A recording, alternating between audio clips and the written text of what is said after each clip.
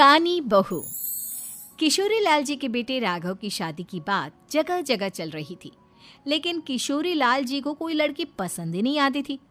और उसकी एक ही वजह थी, किशोरी लाल जी का लालची होना। उनको लड़की वालों से मोटा दहेज चाहिए था और इसी चक्कर में एक दिन वो एक बहुत पैसे वाले के घर अपने बेटे का रिश्ता लेकर पहुंचे। उस आदमी का नाम था ओम प्रकाश। देखिए किशोरी लाल जी, मेरी एक ही बेटी है और मेरी सारी संपत्ति जायदाद सब कुछ मेरी बेटी नैना का ही है। पापा, नाम से लगता है बहुत खूबसूरत होगी। कितना अच्छा नाम है ना, नैना। ओ, वैसे बात तो सही है आपकी। अब इतना पैसा है, जमीन जायदाद है, इकलौती बेटी, आप भी क्या करेंगे? सब कुछ उसे ही देंगे ना। बिल्कुल ठीक पहचाना आपने।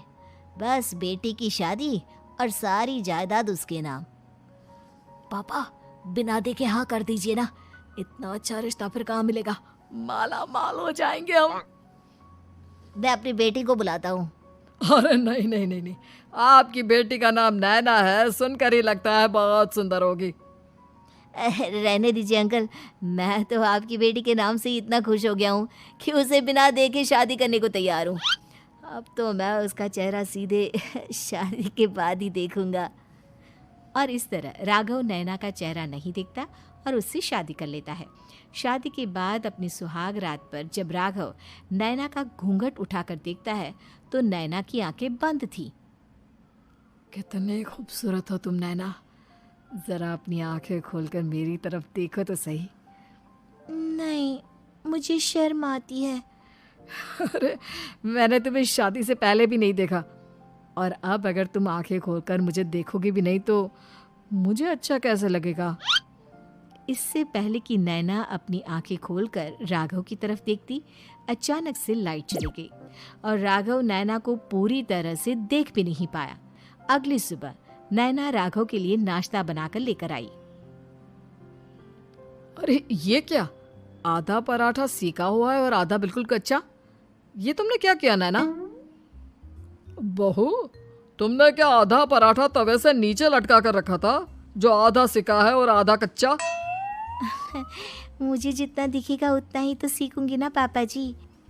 जहाँ जहाँ मुझे नजर आ रहा था वहाँ मैंने सीख लिया, जहाँ जहाँ नहीं दिखा वहाँ कच्चा रह गया होगा। इसका क्या मतलब है? ये कैसा मजाक कर रही है तुम? अरे बहू, तुमने इतना लंबा घूंघट क्यों लगाया हुआ है? देखो, हमारे घर में बहुओं को बेटी की तरह रखा जाता है, और फिर तुम तो इतना सारा माल लेकर आई हो। देखो, ये घूंघट डालकर रखने की कोई ज़रूरत नहीं है। हाँ नैना, पापा जी ठीक कह रहे हैं, तुम तो आराम से रहो, अपना ही घर समझो। नैना अचानक से अपना घूंघट उठा लेती है।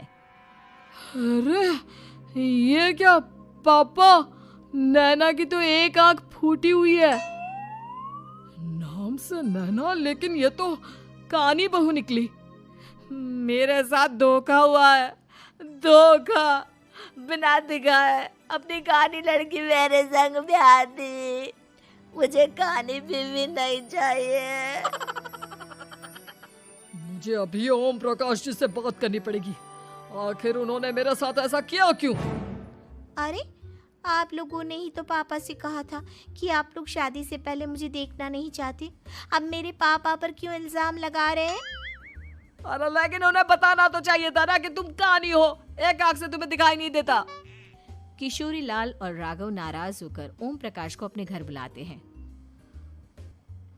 पापा जी, ये आपने क्या किया? शादी से पहले बताया क्यों नहीं कि नैना की आंखों में परेशानी है? अरे, आप ही ने तो लड़की देखने से मना कर दिया था। और लेकिन आप बता तो सकते थे। आपको तो हमारी बेटी की प्रॉपर्टी चाहिए थी, वो भी पूरी की पूरी। अब क्या हुआ अगर उसे आधा दिखाई देता है? प्रॉपर्टी तो आपको पूरी मिल गई ना। अरे ये क्या बात हुई? मेरी शादी प्रॉपर्टी से नहीं, आपकी बेटी से हुई है। अब ये तो पहले सोचना चाहिए था, तब तो मेरी प्रॉपर्टी देखकर तुम्हारी जुबान लप लपा रही थी। लेकिन मैं कानी लड़की को अपनी बीवी बनाकर नहीं रख सकता। पापा, कुछ करिए ना आप। हाँ, करता हूँ। देखिए ओम प्रकाश जी, आप हमारे साथ ऐसा नहीं कर सकते। और तुम देखो, अगर तुमने मेरी बेटी से शादी तोड़ी ना, तो जो भी प्रॉपर्टी मैंने तुम्हें दी है वो तो पूरी की पूरी वापस ले ही लूँगा, और आधी प्रॉपर्टी तुम्हारी भी लूँगा। अरे मेरी आधी प्रॉपर्टी भला क्यों लेंगे आप? इसलिए क्योंकि मेरी बेटी को आधा नजर आता है और उसकी नज़र अभी तक तुम्हारी आधी जायदाद पर ही पड़ी है। अब तुम उसे घर से निकालोगे तो कुछ तो लेकर जाएगी ना। और अगर हम आपकी बेटी को अपने घर की बहू बनाकर रखे तो? तो तुम्हारी पूरी प्रॉपर्टी तुम्हारी ही रहेगी, और जो मैंने तुम्हें दिया है ना, उसमें से बस मैं आधा लेकर जाऊंगा। अरे लेकिन अब आप अपनी दी हुई प्रॉपर्टी में से आधी वापस क्यों लेकर जाएंगे? अगर मैं आपकी बेटी को अपनी पत्नी बनाकर रखने को तैयार हूं तो? इसलिए ताकि भविष्य में अगर तुम मेरी बेटी को धोखा दो तो उसके पास कुछ तो रहे जो पति का हो। वैसे मेरे पास तो बहुत कुछ है, लेकिन अपने पति की कोई निशानी तो उसके पास होनी चाहिए ना। अब अगर तुमने मेरी बेटी को कहानी कहा तो तुम्हें प्रॉपर्टी भी कहानी ही मिलेगी, पूरी नहीं। जमाए राजा। किशोरी लाल और राघव समझ चुके थे कि वो बुरी तरह फंस चुके हैं और अब उनके पास वहां से निकलने का कोई चारा नहीं है।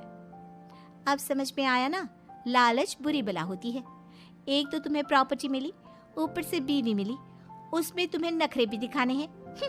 आए बड़े, चुपचाप बैठो दोनों। कुछ दिनों के बाद नैना राघव की कार लेकर बाजार घूमने निकलती है और जब कार लेकर वापस आती है, ये क्या? एक तरफ से मेरी गाड़ी पूरी खराब हो चुकी है। लगता है तुमने मेरी गाड़ी को किसी दूसरी गाड़ी के साथ एक्सीडेंट किया है। अरे अरे कितना बड़ा नुकसान कर दिया तुमने बहू। वो क्या है ना पापा जी, मुझे एक आंख से दिखाई नहीं दे रहा था, सामने से गाड़ी आ रही थी। मुझे तो सिर्फ आधा ही दिखाई दिया और वो गाड़ी मेरी कार से रगड़ते हुए निकल गई। अब मैं क्या करूं बताओ? आप इसे ठीक कराने के पैसे कौन देगा? तुम्हारे पापा? तुमने मुझसे इस तरह से बात की? अभी रुको। नैना राघव की शिकायत ओम प्रकाश को कर देती है। देखो राघव, अब जो मेरी आधी प्रॉपर्टी तुम्हारे पास थी ना, उसमें से आधी और मैं लेकर जाऊंगा, क्योंकि तुमने मेरी बेटी को डांटा। अरे नहीं नहीं पापा जी, गलती हो गई, माफ कर दो। गलती की तो कोई गुंजाइश ही नहीं। अगली बार मेरी बेटी को डांटा तो बची हुई आधी में से आधी और ले जाऊंगा। लालच के चक्कर में हम दोनों ने बहुत बड़ी गलती कर दी बेटा। एक तो तुम्हें कानी बहू मिली और ऊपर से जो माल मिला वो भी काना। इस तरह राघव की हर एक गलती पर ओम प्रकाश उसकी प्रॉपर्टी का आधा आधा हिस्सा लेकर अपना सारा माल वापस ले गया और राघव को कानी बीवी से काम चलाना पड़ा। भाई लालच वाकई में बुरी बला है।